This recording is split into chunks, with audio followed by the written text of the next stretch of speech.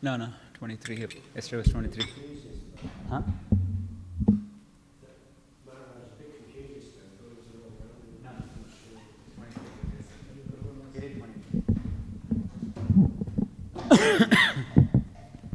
Thank you, Prabhupada.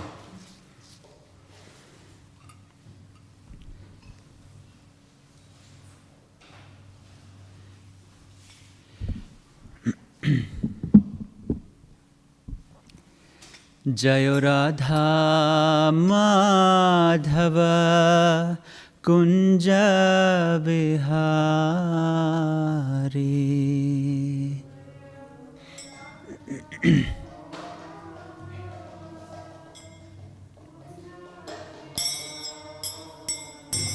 Jayo Radha Madhava Kunja Vihari.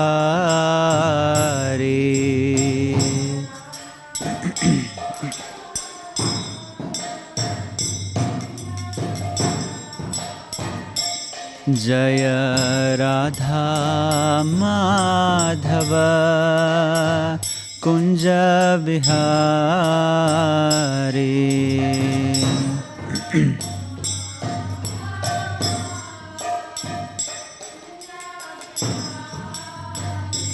Jaya Gopi Jana Vallabha Girivaradhari.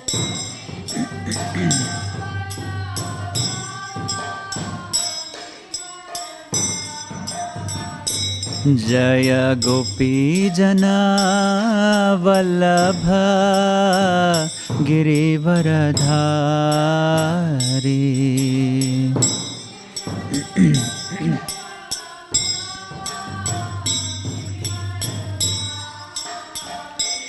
Jayo Radha Madhava Kunja Vihari.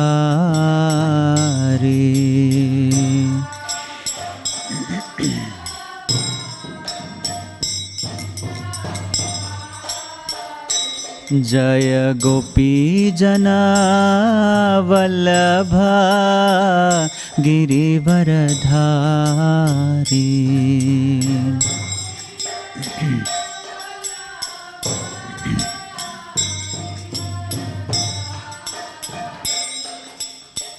Yashodanandana Braja Jana Ranjana.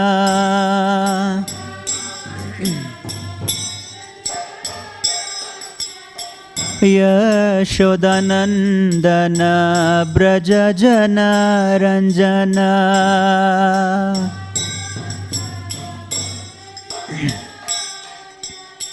Yamuna Tira Banachari.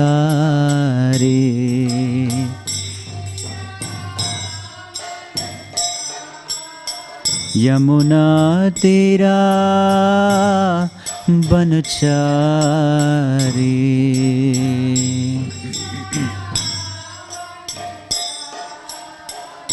Jayo Radha Madhava Kunja Vihari.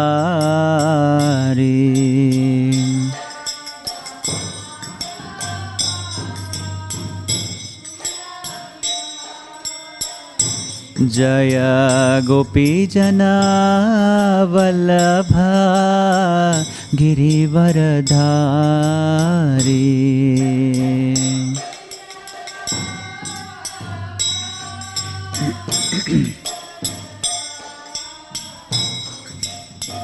Yashodanandana Braja Jana Ranjana.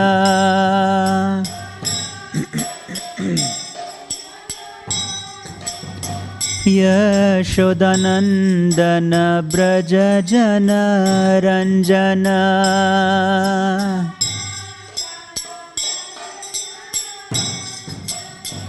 Yamuna Tira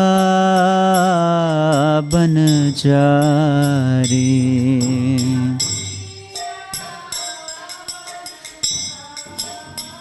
Yamuna Tira Banachari.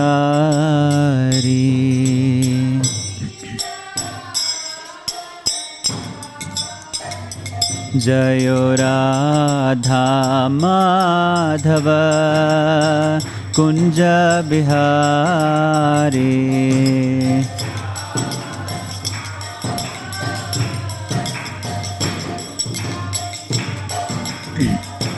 Jayo Radha Madhava Kunja Bihari.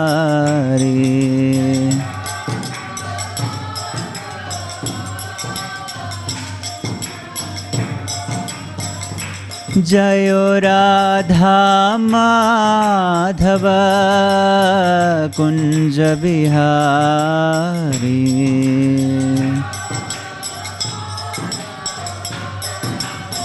Kunja Bihari. Hare Krishna, Hare Krishna, Krishna Krishna, Hare Hare, Hare Rama, Hare Rama, Rama Rama, Hare Hare, Hare Krishna.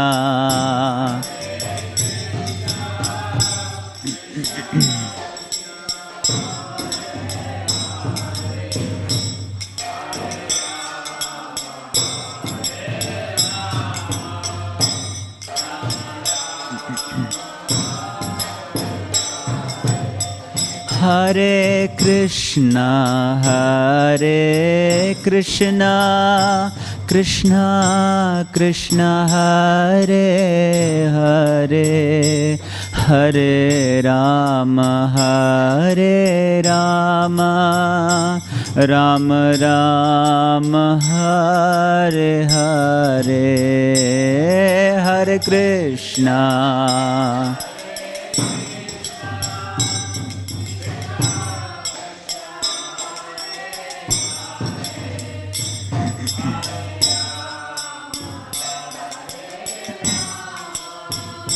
Rama Rama, Hare Hare, Hare Krishna, Hare Krishna, Krishna Krishna, Hare Hare, Hare Rama, Hare Rama, Rama Rama, Hare Hare, Hare Krishna.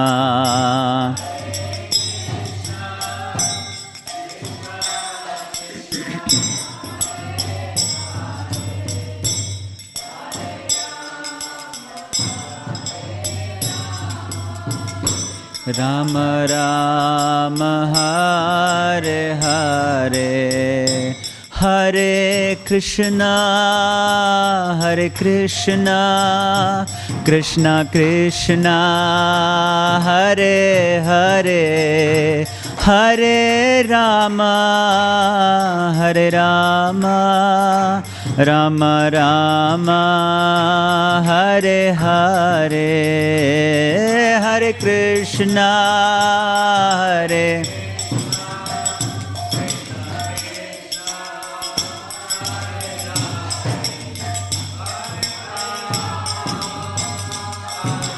Rama Rama Rama, Hare Hare, Hare Krishna, Hare Krishna, Krishna Krishna, Hare Hare, Hare Rama, Hare Rama, Rama Rama, Hare Hare, Hare Krishna.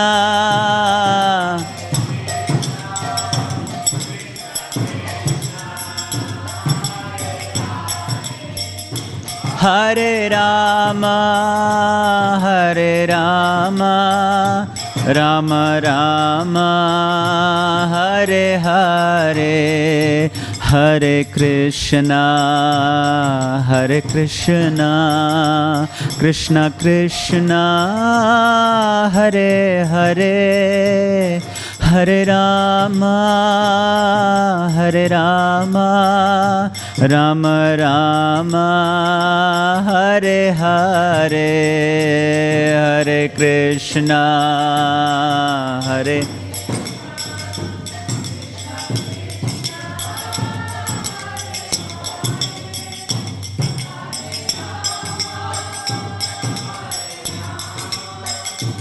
Rama Rama, Hare Hare, Jayo Radha, Vallabha Radha, Vallabha Shri Radhe.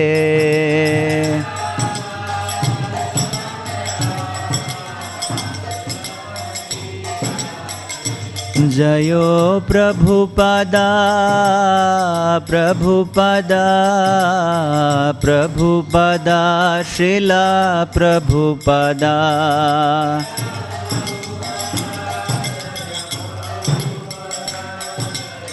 Prabhupada, Srila Prabhupada. Hari Bol, Hari Bol, Hari Bol, Nitai Gaura, Hari Bol, Nitai Gaura, Hari Bol.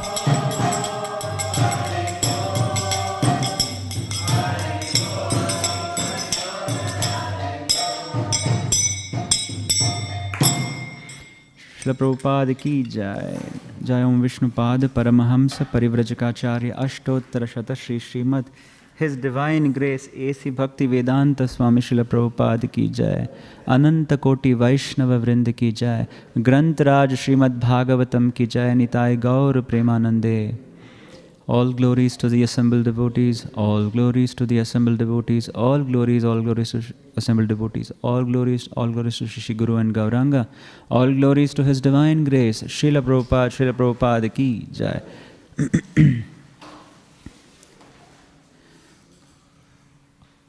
Om Namo Bhagavate Vasudevaya.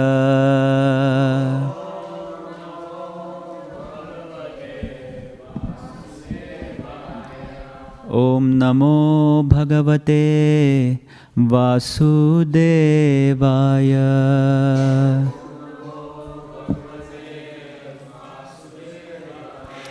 Om Namo Bhagavate Vasudevaya.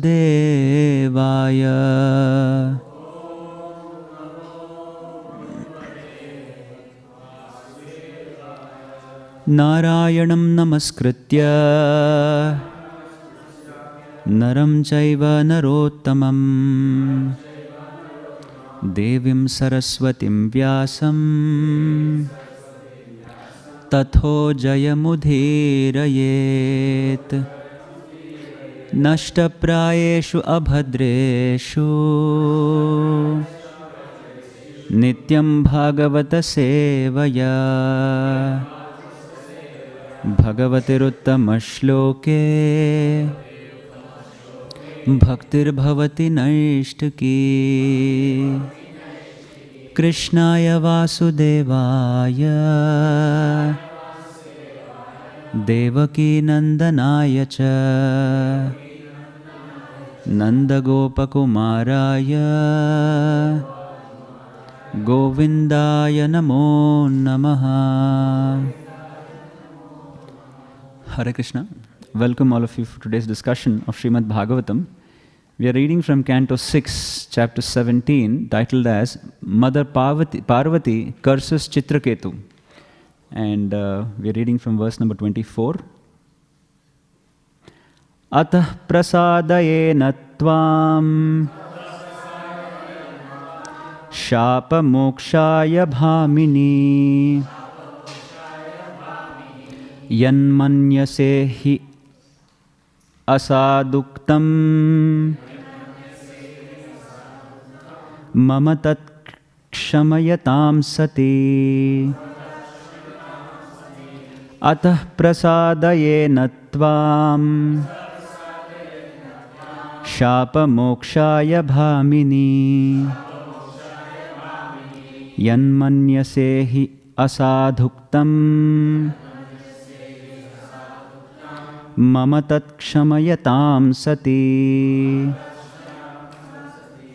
Atah prasadayena tvam shapa mokshaya bhamini yanmanyasehi asaduktam mama tat kshamayataam sati.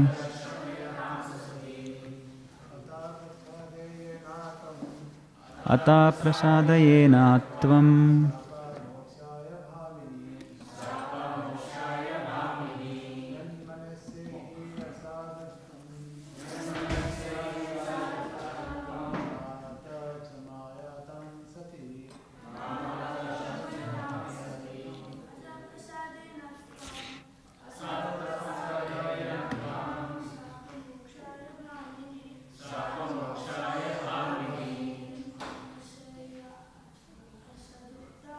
Yanmanasehi asaduktam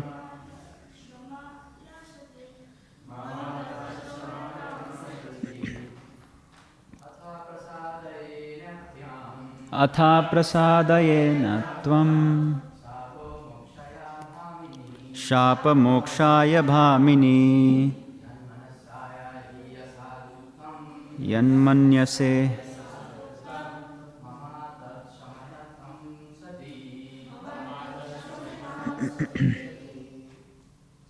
Matajis.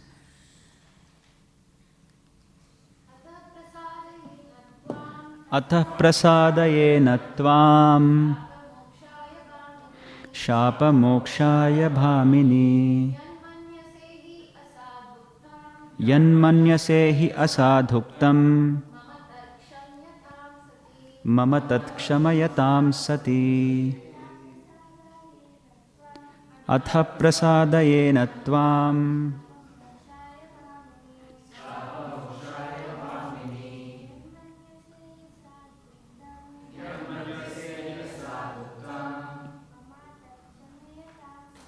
Mama tat kshamayataam sati. Atha, therefore, prasadaye, I'm trying to please, na, not, tvam, you, shapa mokshaya, for being released from your curse, bhamini, O most angry one, yat, which, manyase, you consider, he, indeed, asad uktam, improper speech, mama, my, tat, that, kshamyatam, let it be executed, sati, O most chaste one. Translation and purport by His Divine Grace, Srila Prabhupada ki jai. O Mother, you are now unnecessarily angry, but since all my happiness and distress are destined by my past activities, I do not plead to be excused or relieved from your curse. Although what I have said is not wrong, please let whatever you think is wrong be pardoned. Purport. Being fully aware of how the results of one's karma accrue by the laws of nature, Chitraketu did not want to be released from Parvati's curse. Nonetheless, he wanted to satisfy her because, although his verdict was natural, she was displeased with him. As a matter of course, Maharaja Chitraketu begged pardon from Parvati. Om Ajnanatimmirandhasya Jnananjanashalakaya Chakshurunmilitam Yena Tasmai Shri Gurave Namaha. Shri Chaitanya Manobhishtam Sthapitam Yena Bhutale Swayam Rupa Kadamahyam Dadati Swapadantikam Vandeham Shri Guru Shri Yuta Padakamalam Shri Gurun Vaishna Shrirupam Sagrajatam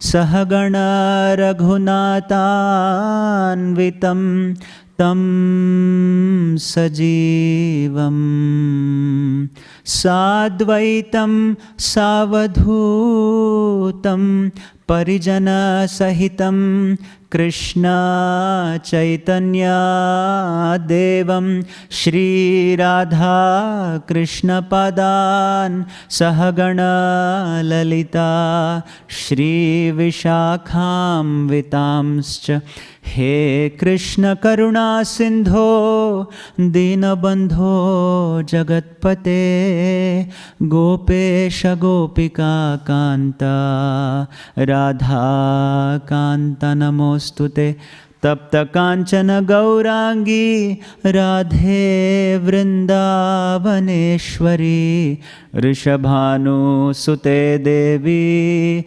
Pranamami Hari Priye Vancha Kalpatarubhyascha Kripa Sindhubhya Evacha Patitanam Pavanebhyo Vaishnavebhyo Namo Namaha Jai Shri Krishna Chaitanya Prabhu Nityananda Shri Advaita Gadadhara Shri Vasadi Gaura Bhakta Vrinda Hare Krishna Krishna Krishna Hare Hare Hare Rama Rama Rama Hare Hare Yam Pravrjantam Anupeta Krityam Dvaipayana Viraha Katara Ajuhava Putreti Tanmayataya Taravo Bhinedu Stham Sarva Bhuta Hridayam Munimanatosmi. Hare Krishna. So, it's a very interesting episode that is happening, very interesting chapter that is happening.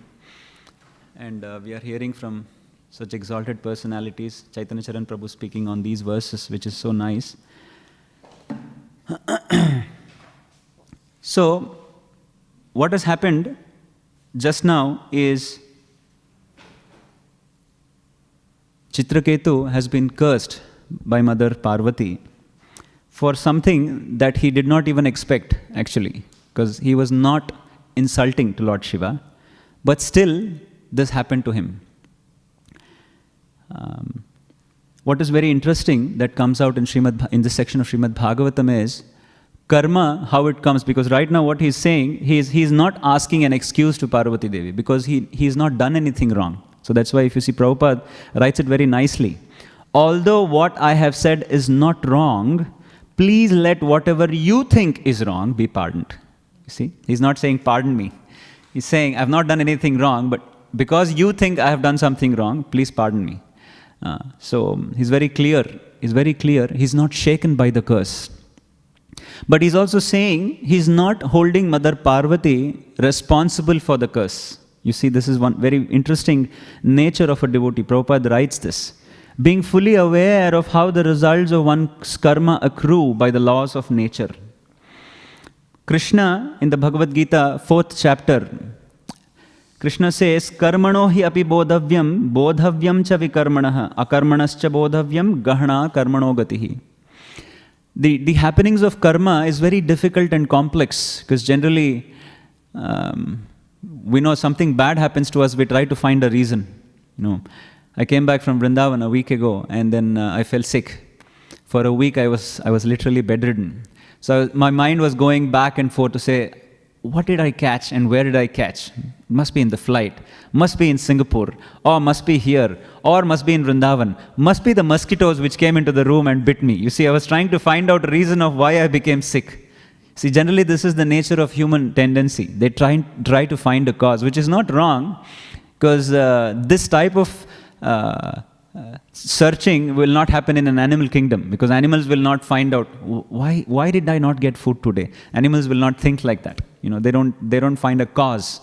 But finding a cause is an innate nature of a human existence. We want to find a cause of, most of the time we find the cause of bad things only. We don't try to find why good things are happening to me.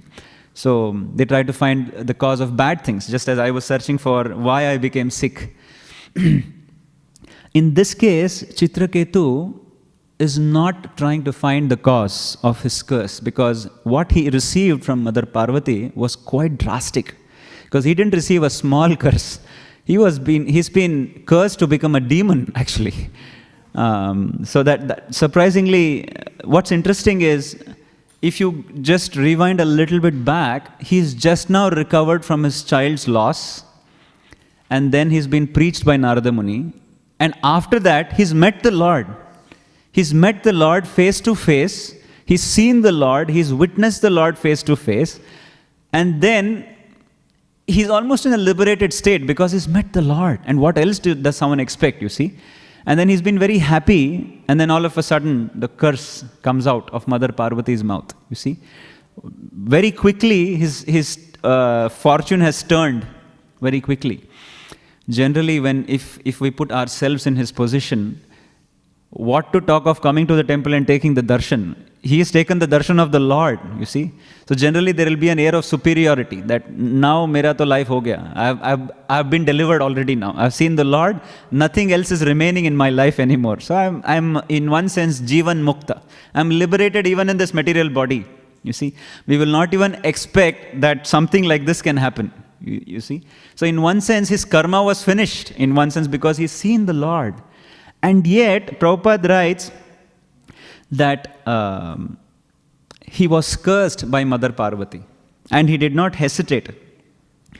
This shows a lot of lessons come upon from these sections of Bhagavatam, because Bhagavatam is such a literature that it doesn't hesitate to tell us the truth. It is not just those type of fables, you see, where he finally met God and then he became the most powerful ruler ever after. And nobody was there to destroy him, and he ruled the heavens for eternity. Nothing like that happens in Bhagavatam, you see. Bhagavatam time and again opens the stark reminder of one thing. What is that one thing? What is that one thing Bhagavatam opens us? Always? Huh? Bhakti Yoga. What else? Sorry? Never forget him, okay. It also reminds us of another stark reality. Yes, the reality of this material existence. It opens up the stark, dangerous reality we live in, which is called as dualism, which is called as duality. Because this world is full of dualities, always full of dualities. And when happiness will come, when distress will come, nobody can say. Nobody can say. Even the greatest devotee here, Chitraketu, who has just now seen the Lord, he is going through this duality now.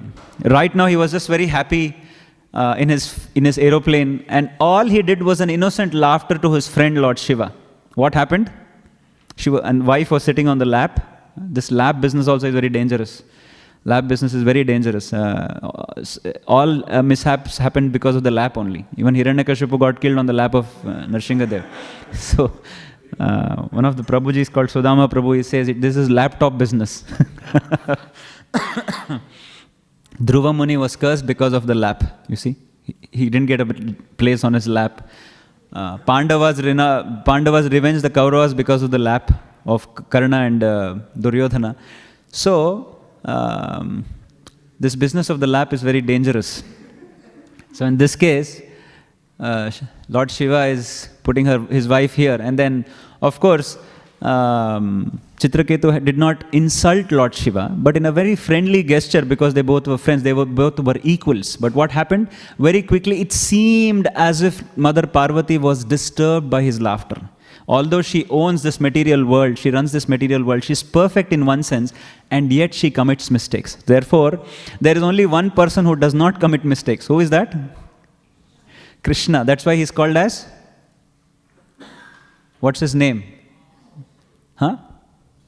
Yes, Achyuta. Achyuta means to make mistakes. Achyuta means one who will never make mistakes. So only Krishna, only God is perfect. Rest everybody is imperfect, including Lord Shiva and Lord Goddess Parvati. Everybody is imperfect to a certain degree.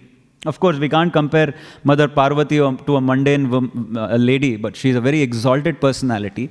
And yet, sometimes she also becomes the instrument of cursing the greatest devotees of the Lord. In this case, it was Chitraketu.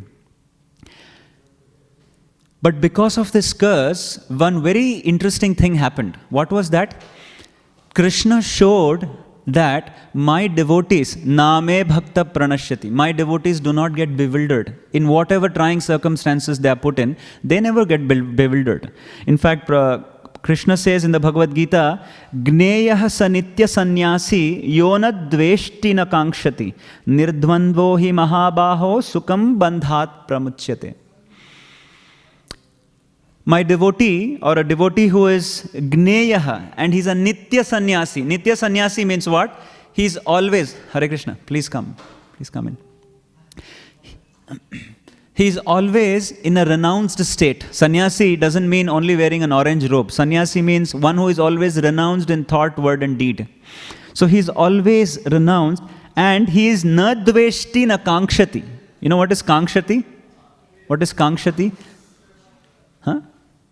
Ichha, akanksha we say, right? To desire something. So, in this material world, let us understand two things. What is misery? What is misery? How do you define misery? Lack of something, okay. Good. Suffering, okay. Absence of happiness, good. Anyone else? One last answer. What is misery? Actually, misery means unfulfilled desires. Everybody has a desire, to whatever desire they have. And if the desire does not get fulfilled, they become miserable. It's as simple as that. Misery means something that does not happen to what I expected it to happen. Therefore, I'm miserable. That's it. And the misery can be to a varying degree. It could be less miserable. Some people might desire something and you don't get what they want, but they might not be so miserable. To the extent some people want something and they get so miserable because they did not get what they want. You see, they really get miserable. I know one of the complaints of the lockdown period from my colleagues was they were not having hands-on to a good coffee from their house because the shops were closed and they were not getting access to the machines that they used to have coffee from the city. So therefore, they were very sad, and lot of, I'm about to say devotees, sorry. Lot of my colleagues bought coffee machines. They bought coffee machines, and they tried so many coffee machines, and yet they were not happy. They have spent thousands of dollars on the coffee machines. They said, no, best coffee is from the person who makes, because they have to make it. Even the coffee machine makes it, but still they have to put the beans, and they are very lazy to do that too. So they're saying, my barista used to make my coffee and I'm just missing it. And they go into depression because of that, you see. So desires don't get fulfilled, they become miserable. So much so, if they don't even get a cup of coffee, they become miserable. So in this material existence, if our desires don't get fulfilled, we get miserable in this sense. So here, it seems, who was miserable here in this episode? Mother Parvati was miserable. Why? Why was she miserable?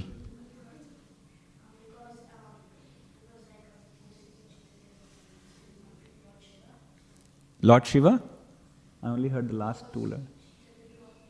Offended, yeah, because she thought Chitraketu offended Lord Shiva.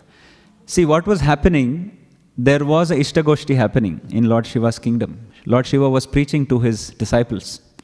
So there was a Bhaktivriksha class happening, actually. But in that Bhaktivriksha class, the wife of Lord Shiva was sitting on the lap. And then the preaching was continuing. Of course, Shiva is very detached. Shiva, what we see is not what it is, actually. But Chitraketu said, I know you are very elevated and very liberated, but at least for the people of common man, for a common man, you need to maintain certain etiquettes. So in that sense, Chitraketu was suggesting something to Lord Shiva, because of which Mother Parvati thought, there are so many senior sannyasis and saints sitting in the assembly, when they did not have a problem, how come you had a problem about my husband? And my husband is so glorious. So therefore she was expecting what? Puja, pratishtha, prashansa, Three P's, very dangerous. Puja means worship. My husband is worshipable. Pratishtha and prashansa, fame and appreciation of my husband. My husband is always glorified. Somebody talks ill of my husband, I cannot take it. And Parvati Devi became miserable because of that. How dare Chitraketu, a mere mortal, can talk such a thing about my glorious husband? And she cursed. She cursed Chitraketu. So therefore she became miserable. That is why Bhagavatam does not hesitate to speak these truths actually. In the second verse itself, Bhagavatam clearly, very, very clearly mentions Dharma projita kaitavatra paramo nirmatsaranam satam vedyam vastavamatra vastu shivadam tapatrayon moolanam. Dharma projita kaitava means this Bhagavatam rejects all materially motivated religion. You see, kids of this age, they write essays, is it not? And they write something called as narrative essays or fictional stories. You know, in fiction also there is difficulties. What is it called as? Tightening tension, they say in your essays. You see, you have to tighten your tension. So Chitraketu, every time Chitraketu wins, you know, it's not so interesting. So they make it very interesting. So Bhagavatam is not like your fictional tale where they're trying to make the story very interesting. It's not like that. It just opens up the fact of this material world, the reality of this material world. And it doesn't hesitate that even the greatest personalities can be cursed and they can actually fall down in this material world. But at the same time, Krishna doesn't abandon them. So these are the lessons that come out in this.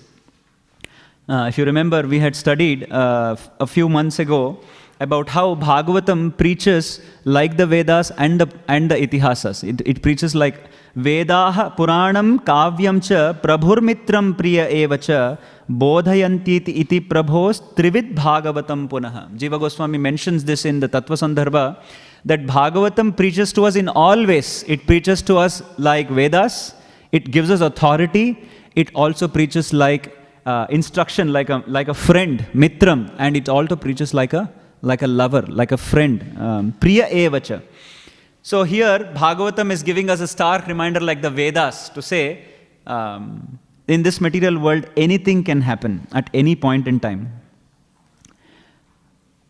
And this is not the only story that Bhagavatam mentions about reversals, you see. Can you tell me a few more examples of reversals that we see in Śrīmad Bhāgavatam? Even in the first canto? Whose story do we read of a very great reversal, something happened to a great devotee of the Lord? Beginning of Bhagavatam starts like that actually. Narada Muni? Think again. Yeah. Kunti? Kunti also is mentioned.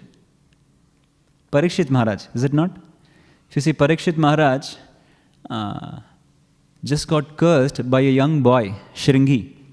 8-year-old boy curses such a big emperor. And for what? For nothing. And if you think about it, it seemed as if Parikshit Maharaj could not withstand the thirst.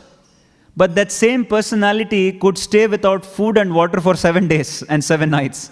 How is that possible? So definitely he had the strength to withstand hunger and thirst. But what happened there was, it was as if the workings of destiny and nature that he became thirsty and put a dead snake around Shringi's father. You see? So it was as if the play of destiny, and then Shringi just cursed Parikshit Maharaj. And what did Parikshit Maharaj do? He did not take out his kamandal and said, how dare this guy curses me, I'll curse him back. He didn't say that. He just accepted the curse as an order of the Lord. And this is what is amazing about devotees. Devotees are always very compassionate, are always very forgiving. They always see everything as an award from the Lord. They do not see anything in this material world that is against the happenings of the Lord. In fact, a few devotees of Vedavyasa approached Vedavyasa and he said, my dear Lord, Kali Yuga is fast approaching. What do we do? They're so helpless. They're so helpless to say Kali Yuga is like a dark cloud. It's encompassing the whole material world. So how do we save the living entities? Vedavyasa laughs. He says, there is nothing in this material world that is inauspicious. There is nothing that has happened in this material world which is inauspicious. There is nothing in this material world that will happen that is inauspicious. Everything is happening by the will of the Lord. So therefore, everything is perfect. See, this is the Vedavyasa says this. Everything is perfect. So what is different then? What is different then? What was the difference between the disciples of Vedavyasa and Vedavyasa? Yes. True, but what was the difference? Correct. The perspective, the way you see things. Vedavyasa was seeing things non-different from Krishna's desire. Because nothing can move, even leaves do not move without Krishna's desire. What to talk of Kali? So everything is happening because of the will of the Lord. But of course, the sages were also right, because they were not afraid because of them, but they were afraid for the general living entities, because they seem to be lost in material quagmire, material inebriaties, you see. So therefore, they are worried for these people. They are worried for the common man. Parikshit Maharaj was an example. In fact, there are so many, there is a famous verse, shloka, which is ordained in the Vedic parlance to chant. I don't know if you've heard of it. It is called Ahalya Draupadi Kunti Tara Mandodari Statha Panchakanya Smare Nityam Mahapatakanashanam. Have you heard of this verse? There are 5 ladies who is to be remembered every day. Who are they? Ahalya, Draupadi, Kunti, Tara, Mandodari. So these 5, every day one has to remember. Why? Because they are glorious women. We all know who is Ahalya? Ahalya Devi we know. We know who is Draupadi. If you really see in the entire Mahabharata, the amount of pain that any lady has gone through in this material universe, you can't compare it to Draupadi. 5 husbands she had, and right in front of the 5 husbands, she was stripped. She was thrown out. She was called names. She was insulted. Right in front of the 5 husbands, and they couldn't do anything. Right in front of the father-in-law, like Dhritarashtra was there, Bhishma Pitama was there. Nothing. Nobody came to her help. She was so helpless. Kunti Devi, being a queen, she was just running around like a beggar, you see, with her 5 sons. So much pain they have gone through, and yet, time and again, they don't complain that why you're doing this to my Krishna. In fact, Kunti Devi is the entire opposite. So probably there is any devotee in the entire history of devotees who is praying for misery. She is the only person whom the Bhagavata, or whom the entire scripture knows, who is praying for misery. Nobody prays for misery actually. But it is only Kunti Devi who is the only devotee who prays for misery. Vipada stu shantuta shashvat. So she continuously prays for misery. Why? Because if misery comes, I can remember you, Krishna. It seems as if because I was miserable, I was always able to remember you. So therefore, let you always give me miseries, so I can always remember you. So we have shlokas like this to help us remember. We know Mandodari also. Mandodari is a great devotee of the Lord, although wife of Ravana. She's a wife of Ravana, yet we have to remember her. Can you even believe that? Who is Tara? Wife of Vali. Wife of Vali. Very glorious personalities these are. And therefore it is, they say, even Panchakanya Smare Nityam Mahapataka Nashanam. Great calamities can be avoided just by remembering these 5 Kanyas. So that is the status that the Acharyas, the scriptures give. In fact, there are so many other examples. We have Gajendra being cursed to become an elephant. We have King Indradumna being cursed as a crocodile, you see. And yet they never complained. They saw this as a special mercy of the Lord. You also see the example of Avanti Brahmana. How many of you know the story of Avanti Brahmana? In the 11th canto, Avanti Brahmana was a very rich Brahmana, but then because of his past pious credits got burnt out, he became a sannyasi. He became a renounced sannyasi. And he started living like a sannyasi actually. Even though he was living like a sannyasi, there were people making fun of him. So much so that when he sat down for accepting his alms, people used to urinate in his food. Can you even believe the atrocities that he has gone through?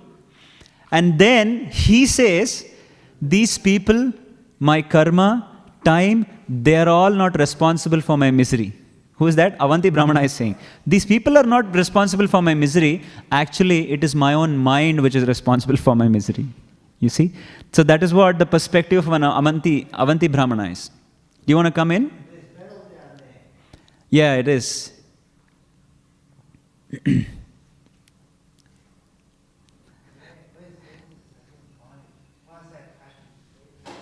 So,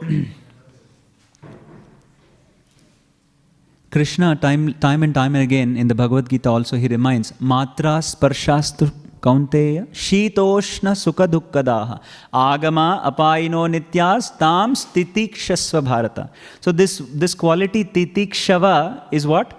Tolerance. Krishna says, Krishna never gives a guarantee that bad things will not happen to good people or reversals will not happen to devotees. He doesn't promise that. Krishna doesn't say that. But Krishna says, titikshavaha. Matra sparshastu kaunteya shita and ushna. Heat and cold will always happen in this material world. But what is the quality Krishna is asking his devotees to develop? It is titikshava. Titiksha means to become tolerant. To become tolerant to all of these dualities to the material world. Why? Because if Krishna only gives good things to his devotees, then his devotees will never become strong. This is the way Krishna makes them strong, makes his devotees strong. You see, if you have students in a class, if you want your students to become strong in mathematics, you have to give them tougher questions. It's not that you give them simpler questions. So you give them tougher and tougher questions so they become stronger in mathematics. You see? So this is the thing of material world. The more tougher the situation is, the more stronger the competition becomes, and the more stronger the competitor happens. You know, there's a saying, when the things get tough, the tough gets going. You see, have you heard of that? When it becomes tough, the tough gets going. So we become tough. Tough in the sense, not hard-hearted, but what it means is titikshava. Titikshava karunikaha suhrida sarvadehinam ajata shatrava shantaha sadhava sadhubhushanaha. This titikshava, this nature of tolerance and compassion is an abhushan, is a wealth of a devotee, is an ornament of a devotee. It is also displayed by Krishna. Krishna also displays this. In fact, you see, Krishna also had to go through many reversals. What was that one reversal Krishna had to go through? Huh? Sorry? Gandhari's curse? Yeah, okay. That's also right. Anything else? Tulsi? Yeah, Tulsi also cursed Krishna. That is also good. Shishupal. Yeah. Yeah. Yeah, he was being imprisoned. There's another have you heard of the Kaustubhamani? The jewel? They said Krishna stole it. But he didn't steal it. But still he was blamed falsely. And Krishna had to fight that blame. He did not say, how dare you, I am the Supreme Lord and you are trying to blame me. He didn't say that. He had to go and fight Jambavan. You see? So therefore, even Krishna demonstrates by his own example that reversals, you have to face reversals in this material world. So this is one of the important lessons that we try to learn in this example. In fact, I'll tell a small story and then I'll stop here. There was a Brahmana, an Avaduta Brahmana in Udupi. I don't know, I think I've said this story, but it's interesting to this, relevant to this episode. This particular Brahmana was an Avaduta. Do you know what you mean by Avaduta? Avaduta means who is very indifferent to this material world. Very indifferent, you know. Sometimes you will see this indifference in the homeless people also. They are very indifferent. They are always lost in their own thoughts. But they are not suhurdam sarvadehinam. You see? They are only bothered about their bodies. But avadutas are not like that. They are suhurdam sarvadehinam. They are indifferent, but at the same time very compassionate to the other living entities. They are never angry on anything, even though they are punished. So this Brahmana, one day, if you go to Udupi, there are two dining halls. One dining hall is for Samuhik, where general people sit there, and there's another dining hall in the first floor where only Brahmanas can sit. So this Brahmana just went and sat in the top floor dining hall. For whatever reason he sat, and he was sitting there, and the cook started serving prasadam.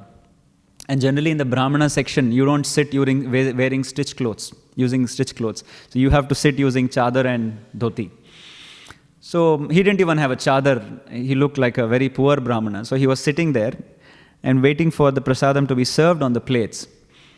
And then somebody noticed that he doesn't have a sacred thread. So they asked him, where is your sacred thread? He said, sacred thread? And he just noticed, what sacred thread? He asked.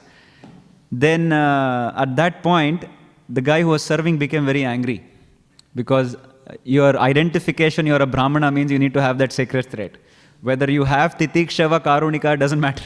You need to have that 2 paisa sacred thread.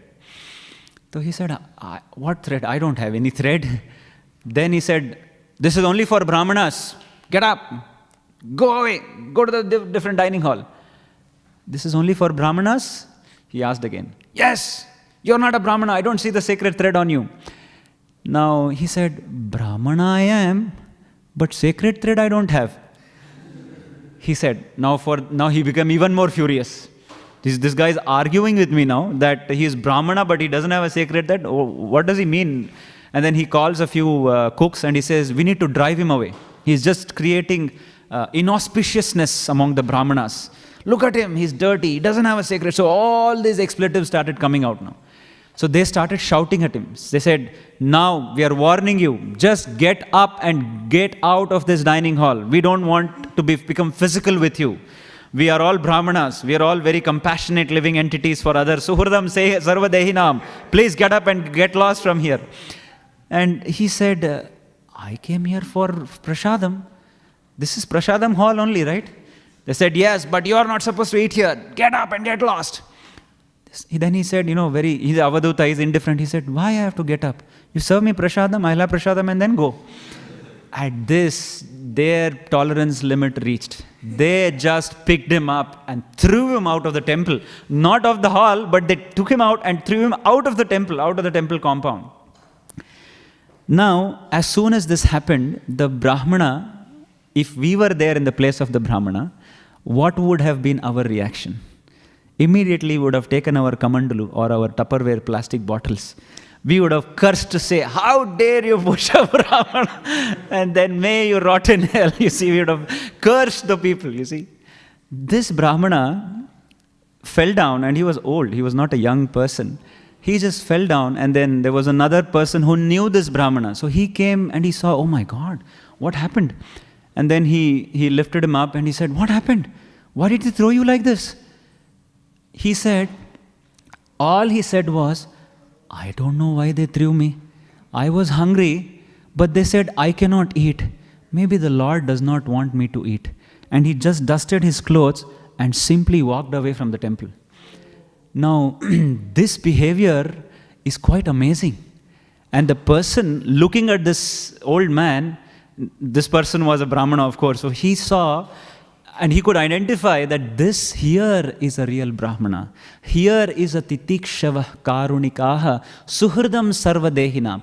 So this Brahmana did not think that these people who threw me out were the reason for me to come out. It was the Lord who did not want me to have prasadam. So he was seeing the Lord even in his rejection. So this is a story which was an actual happening. I didn't make this up. This actually happened to a person in Udupi. And we have such glorious personalities even here in ISKCON. We are so blessed to have such Vaishnavas here in ISKCON actually.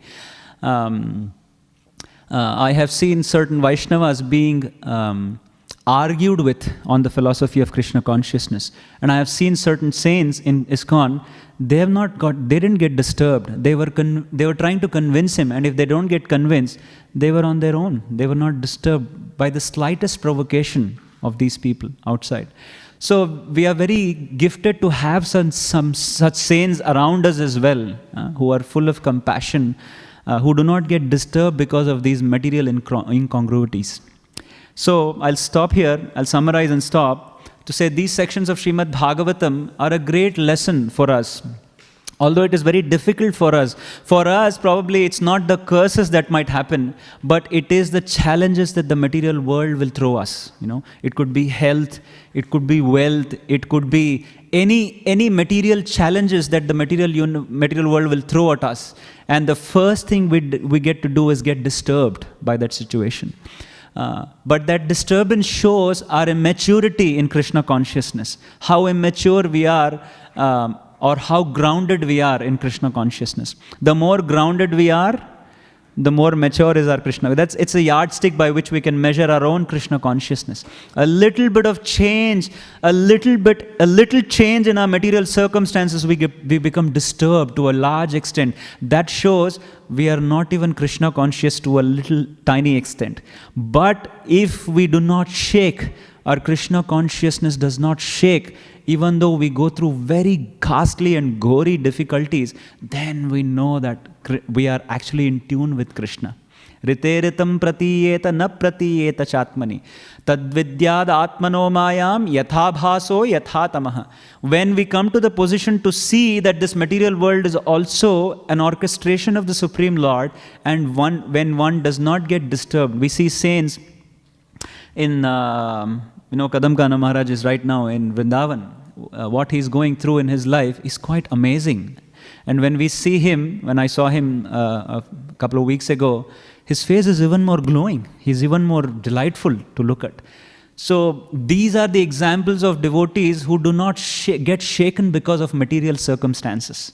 So these lessons in Bhagavatam help us to pave a way to say, when will that day come when we can be on this platform, when no material incongruities can shake us, but we always stay grounded at Krishna. We always stay grounded and focused on the lotus feet of the Supreme Lord. And we always take shelter of Guru and Gauranga, and we don't get disturbed by these material incongruities, which will always happen. The waves of material universe will always, sometimes upar, sometimes niche. Sometimes up, sometimes down, is always a part of this material world. So with this, we can pray to Guru and Gauranga in this auspicious month of Damodar that we go deep in our Krishna consciousness so that we do not swim at the surface of the ocean where the waves are always disturbing, but the sharks swim deep down in the ocean where there are no waves. So may we swim deep in the ocean of bhakti so that we do not get carried away by the waves of this material existence. So with this, I stop here. Thank you everyone for lending a very eager ear and helping me to realize certain facts of this episode of Chitraketu. If there are any questions or comments or realizations, if somebody wants to share something, we can have it for a few minutes. Yes, Prabhuji. Thank you, Prabhuji. Chitraketu Maharaj, we see Prabhupada writes, and he took it as if this is a reaction of my past deeds. It's a law of karma. But we see, in case of pure devotees like him, Lord ordains such things to happen in their life. How about devotees in the beginning stage, Kanishta devotees, for example? They are there chanting and practicing sadhana. Things happen in their life. It is ordained by Lord, or it's a mix of both, or just karma? And then I have a next question leading to that after you answer this one. Okay, not that I know the answer for, but I'll try to. I'll attempt to, Prabhuji.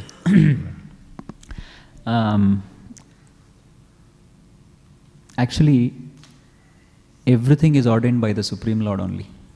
Whether it is karma acting on me or the Lord's intervention in my life directly, it's always the Supreme Lord.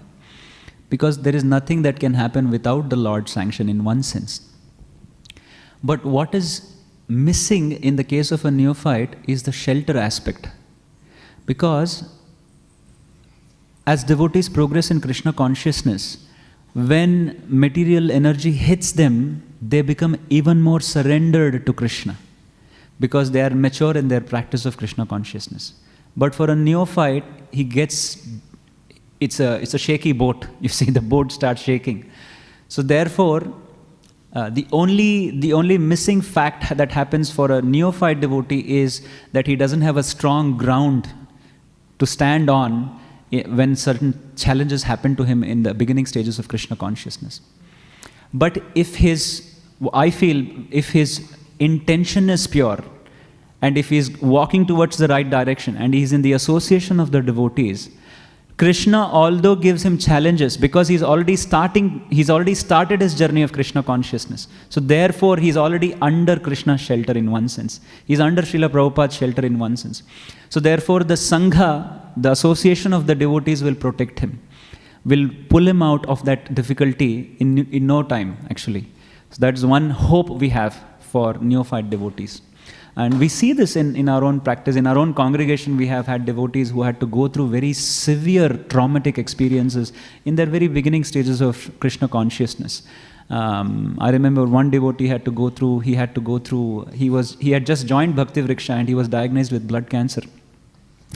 And all his family said was, "You got blood cancer because you became a devotee." That's what they said. And he said, "So be it. So be it. If this is what Krishna wants me, that's fine." But 6-7 years down the line now, he's blood cancer free, he's cancer free, and he's a very strong practitioner. But it doesn't happen happy ending always, you see. But tests happen, but the satsanga, the association of the devotees, saves us from such challenging circumstances. But it is unsettling when such things happen to neophyte. Why only neophyte? Even for advanced devotees, when this happens, it's very unsettling. But it's only the association of the devotees that actually saves us at that point in time. Because it takes a lot to be always in connection with the Lord. Like pure devotee like Srila Prabhupada, he is in connection with Krishna at all time, place and circumstances. But for devotees like us who is not in contact with Krishna directly, for us, the only sahara or shelter is the devotees around us, and we take complete shelter of the devotees, which is non-different from the shelter of Krishna. This is my understanding, Prabhuji. So, as I understood, is it correct to say that for non-devotees, they are just left with law of karma? But, I thought devotees, it is under purview of Lord Krishna. Yes. Although they are getting those karma, but it is under the purview of Lord Krishna. For non-devotees, the only thing they take shelter of is the mind. Manorathena dhavati. See, in this material world, maximum what is the shelter they can take? They can take shelter of matter. If something is going wrong, either they'll go to their insurance companies, or they'll go take the shelter of doctors, or at the max the mind, by psychology, by counseling. That's all. Counseling is one level where psychiatric counseling is given, and they are only taking the shelter of the mind to kind of adjust to this situation. It's just a mental adjustment. But that is not a complete solution in itself, because we are neither the mind, we are neither the intelligence, we are neither this body. So for a non-devotee or a person who is not into spiritual practice, for him the maximum shelter he can take is the mind. But then the mind itself is such a tottering platform, so they will never find relief from such shelter actually. Although they might find relief to a certain extent, but they will never find a permanent shelter, because mind also is material. So for a materialist, it's very difficult when he goes through tough times. That's why we find maximum times when a materialist goes through a tough situation, what do? They become addicts. They become drug addicts. They become alcoholics, or they become criminals. You see why? Because they are disturbed. They have taken the shelter of the mind, and the mind just tells them to do whatever obnoxious things that they can do. So that is what the materialist does. That's one thing.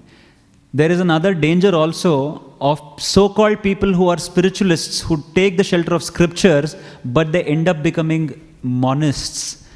Because they think this material world is dualist in nature. So therefore, if I think it's me and you, there is a problem. So I will never say there is me and you. Everything is one.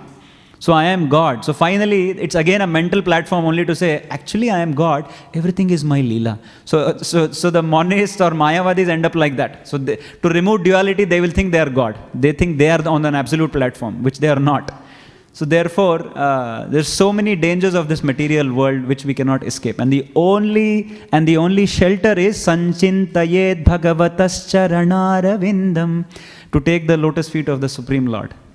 Until we come to the lotus feet of the Supreme Lord, there is absolutely no shelter in this material world, actually.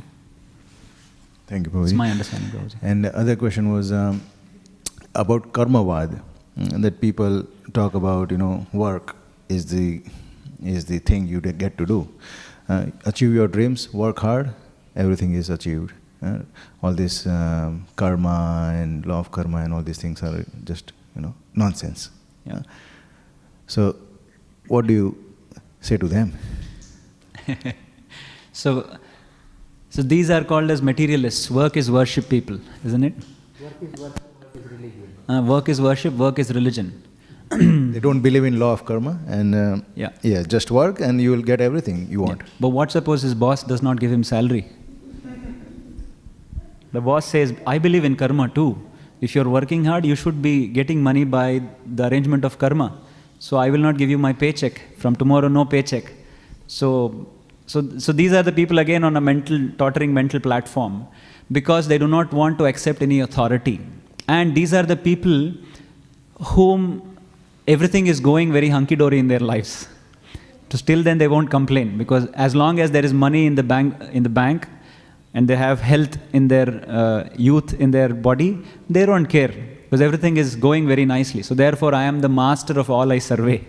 So therefore they won't believe in karma, they won't believe anything that is going wrong. But the day when something goes wrong, then they will realize, why is God interfering in my life? God has no business to interfere in my life, but He is interfering in my life. I was so happy, you see. So like that. So these are people who are on a mental platform. So for them, all we can do is pray so that they can wake up to the harsh reality, which they will, eventually they will. Material world will not spare anyone, actually. It will not spare anyone. We know the greatest of the personalities of the famous, the rich and the famous, had to bow down to this material nature. So one day or the other they will have to wake up, Prabhuji. Thank you, Prabhu. Thank you. Yes, Savior.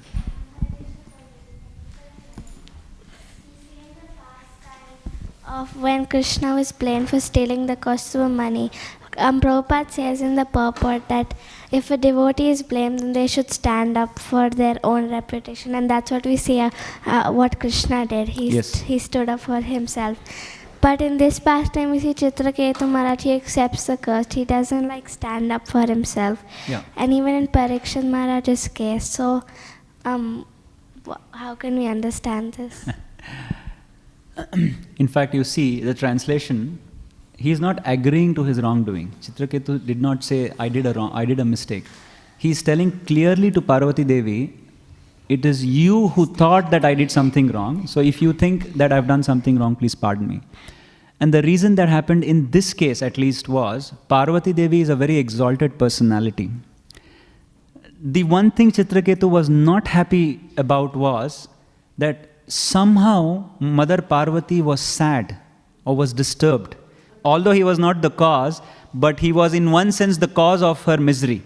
She was not happy about certain things. So therefore he did not stand up to that curse to say, okay, I have to contend the curse, and because for some reason I have displeased you. I have displeased you for some reason. So therefore please pardon me. So Chitraketu takes a very humbler stance in this case. Why? Because devotees at different time, place and circumstances exhibit different opulences. And one of the opulence is to actually forgive. Forgiveness is a very great opulence actually. And in this case, Parikshit Maharaj and Chitraketu is displaying this particular opulence, forgiveness. Because in the 11th canto, Krishna says, actually, see the reason is, the moment I contend, I have to do something. But if I'm already satisfied with my existence, no, it doesn't matter whether I'm born as a demon, it doesn't matter if I'm born in hell, because I'm always Tita Pragya, I'm always established in consciousness with Krishna, so it doesn't matter in one sense. So therefore he does not contend. So his consciousness did not change. Even though he was cursed, he went down and took the form of Vritrasura, his consciousness never changed. So therefore he did not find it necessary to contradict Mother Parvati. And same is the case with Parikshit Maharaj. He thought, maybe this is the arrangement of the Lord, so I will take it. But in certain cases, you will see that they did stand for their stance, and they like Hanuman, you see. Hanuman did not take it. He said, I will fight. So there are cases where a devotee stood against inequalities, but there are certain cases where the devotee forgives to say, okay, I'm happy to take it as a Lord's ordering. And why certain cases, and what instances one should fight and what one should forget, that depends on case-to-case basis. There's a very nice blog Chaitanya Charan Prabhu has written, When to Forget and When to Forgive. Just Google it, you'll find it. This is a very nice blog Prabhu has written. Thank you. Yes, Prabhuji. In this verse, the first Chitraketu Maharaj says, you are now unnecessarily angry. And then he says, okay, this is because of my past karma. Then again he says, what I have said is not wrong. Please let me know what you think is wrong. So it's like a bit of contrast in his consciousness, or maybe what he's trying to say in this one. Because he's trying to put you are angry first, and then he says it's because of me, and then again says what you think wrong. So how practically devotees should take in when it comes in a real life scenario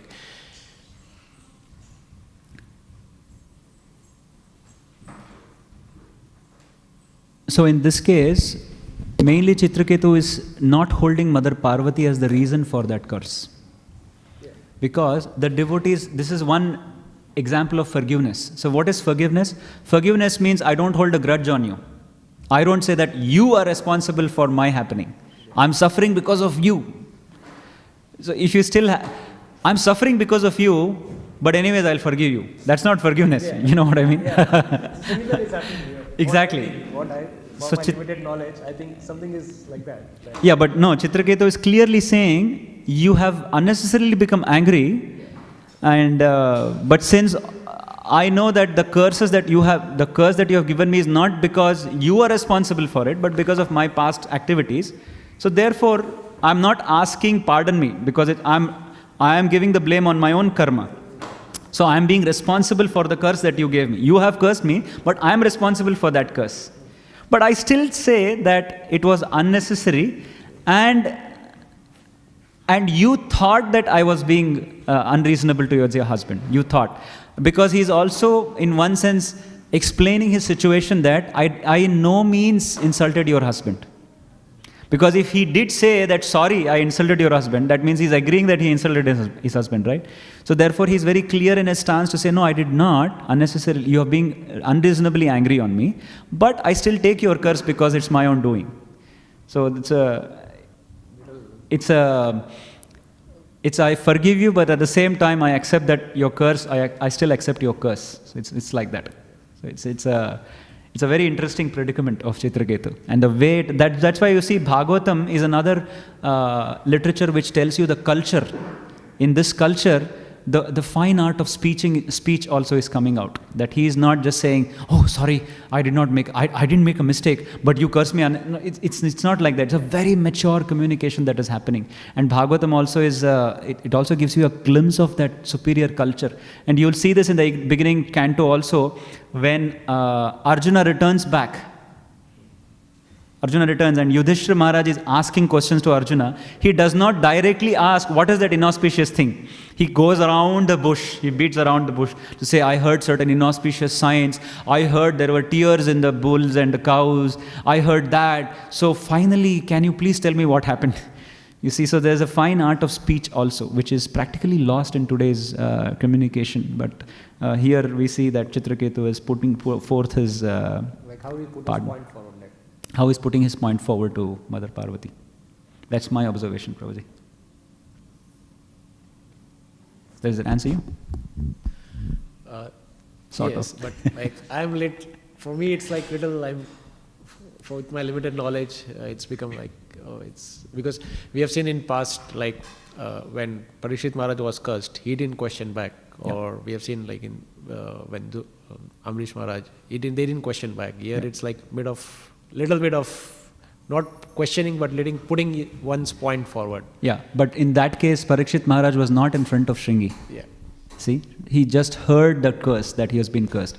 But in this case, because these two are very exalted personalities, so therefore Chitraketu also is setting an example of how a devotee also is taking a lower stance to ask excuse, to say, if inadvertently if I have committed a mistake, which you think I have, please forgive me. So therefore he is demonstrating by example, not justifying that I was right. So he doesn't do that. He doesn't do that, I was right. Okay, Wilson. Yes, Mataji. Thank you for that. What are the names of the 5 ladies? Ahalya, Draupadi, Kunti, Tara and Mandodari. Mandodari.